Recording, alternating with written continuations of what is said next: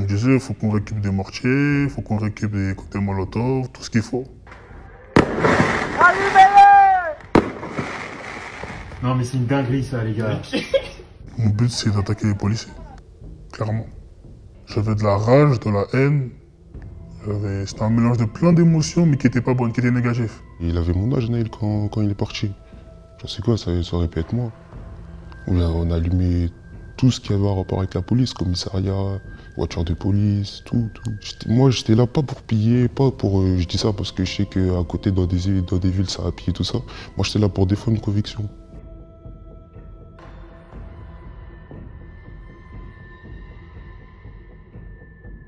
J'ai 17 ans et là, je suis au lycée, je veux passer le bac. Moi, j'ai 17 ans, je viens de Morpa, dans les Yvelines. La vie de Naël, moi, je l'ai vu dehors. Tu connais, entre potes, ça tourne, tiens, regarde ce qui s'est passé et tout.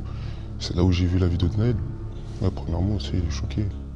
Parce qu'il avait mon âge, Naël, quand il est parti. Je sais quoi, ça aurait pu être moi. Il voulait conduire, il voulait faire son... Il n'avait pas à faire ça c'est vrai. D'accord avec ça, il n'a pas le droit. Mais c'est pas une raison pour mourir, jamais de la vie. On ne peut pas enlever la vie de quelqu'un comme ça. Et c'est ça qui m'a fait encore plus. Moi, c'était quelqu'un qui avait mon âge. Donc tu te sens directement concerné. On s'est réunis, on s'est dit qu'on ne peut pas laisser passer ça comme ça. Il y a eu beaucoup trop de jeunes qui sont morts sous les coups de la police ou dans des choses comme ça. Et l'affaire ne peut pas être classée comme ça. Faut qu'on leur montre que nous aussi, on a une voix. Qu'on peut se faire entendre. Et ça veut dire, on s'est dit, on va se donner rendez-vous à une heure précise et on va le faire. Donc je suis sorti le lendemain de la mort de Naël et que ce soir, qu'on allait faire des émeutes. On me disait, il faut qu'on récupère des mortiers, il faut qu'on récupère des cocktails Molotov, tout ce qu'il faut. Ils voulaient tuer.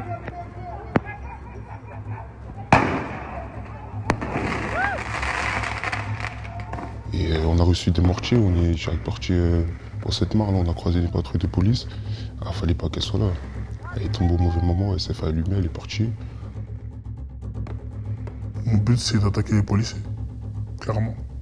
J'avais de la rage, de la haine.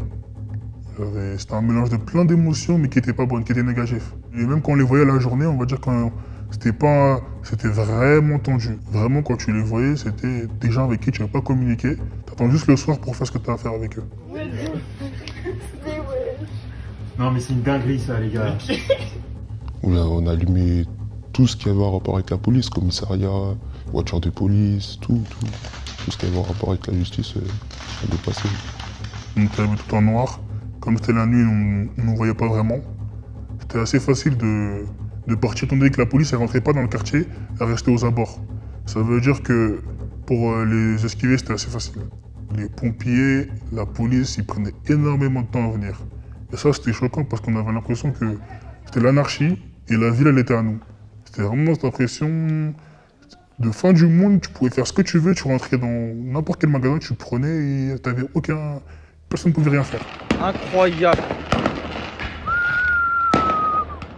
Incroyable. Incroyable.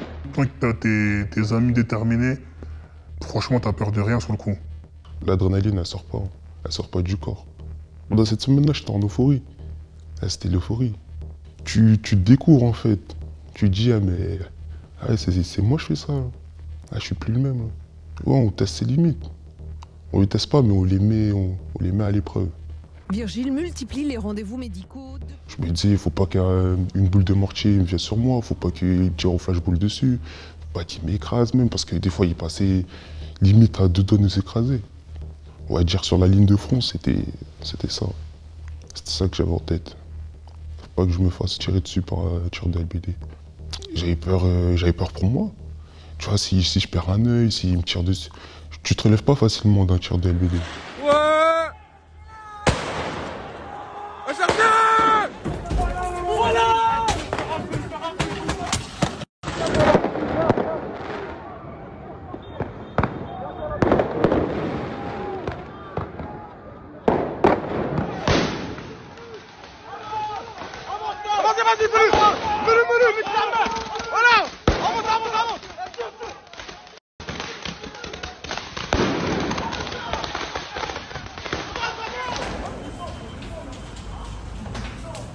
En voyant des vidéos sur Snap, C'était un peu le rôle du qui sera le plus chaud, qui va faire le plus de bruit, qui va aller le plus loin. Et du coup, c'est vrai que quand tu regardes des vidéos, tu te dis, eux, ils vont loin, tu te dis, ah ouais, pourquoi je vais pas faire mieux? Mais après, nous, on s'est dit, on est de mental, on va rester fidèle à ça et c'est tout. On a juste police et c'est tout. Commissariat, police, rien d'autre. Du coup, ma vraie revendication, c'était vraiment contre la police et pas contre les commerçants qui essaient de s'en sortir. Eux, ils ont rien demandé et ils n'ont pas à subir parce qu'un policier, il a fait n'importe quoi. Pour moi, c'est pas logique. Si j'aurais croisé sa mère, lui dire que je vais pas prendre tout ce que j'ai pillé et lui donner. C'est pour moi que je le fais. Ça veut dire que ça n'a pas de logique. C'est vraiment marquant parce que j'étais là pour soutenir. Moi, j'étais là pas pour piller, pas pour... je dis ça parce que je sais qu'à côté, dans des villes, ça va piller, tout ça. Moi, j'étais là pour défendre une conviction. Ça peut pas rester impuni. Parce qu'on se demande quand ça va s'arrêter. Je te parle des émeutes en 2005. Après ça s'est calmé, on va dire. Après, ça repart avec Théo, ça repart, tu vois. Même si je te parle à l'international, je te parle de George Floyd, avec le mouvement Black Lives Matter. On ne sait pas quand ça va s'arrêter. Du coup, c'est ça qui m'énerve un petit peu, on va dire. Je suis susceptible, en tout cas, d'être en danger dans certains endroits avec ma couleur de peau. J'aimerais dire qu'il n'y a aucun voyou, en tout cas avec moi.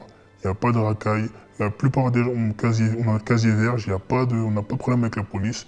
On est juste des gens qui ont été choqués par ce qui s'est passé. On a vu une mère en pleurs et on s'est dit que ça pourrait être notre mère et qu'on s'est révolté, on va dire. Comme il y a eu plein de révoltes en France, nous aussi on s'est révolté. On ne voulait pas juste faire du mal aux policiers, faire du mal à la mairie qui paye, à nos parents qui payent des impôts, et après rentrer chez nous, c'était pas ça le but. Le but c'était vraiment de viser la police, qu'ils soient vraiment conscients de ce qui s'est passé, et après que ça change. C'était vraiment une semaine où il fallait se faire entendre, et je pense qu'on s'est fait entendre. Je parle pas spécialement de ma ville, mais je parle du mouvement. C'est une roue qui tourne et qui s'arrête jamais. On a l'impression que même nos enfants, nos petits frères, etc., ils vont faire exactement la même chose et que ça va continuer. On a l'impression qu'il y a toujours quelqu'un qui va mourir, que ce soit en moto, en voiture, qui va se faire renverser par un policier, qui va se faire tirer dessus pour des histoires comme ça. On a l'impression que après il y a d'autres jeunes qui vont se révolter, qui vont refaire des émeutes et que ça va jamais s'arrêter. Et donc pour moi, c'est à l'État de réagir à ça. Quand tu vois qu'un enfant d'un si jeune âge, il meurt, normalement, tu dois être sensible à ça, tu dois te sentir... je sais pas, ils ont des enfants eux aussi. Même si on va dire qu'ils n'habitent pas dans la même banlieue que nous, ils ont des enfants aussi, ça veut dire que ça peut arriver à tout le monde. Ça peut arriver à tout le monde.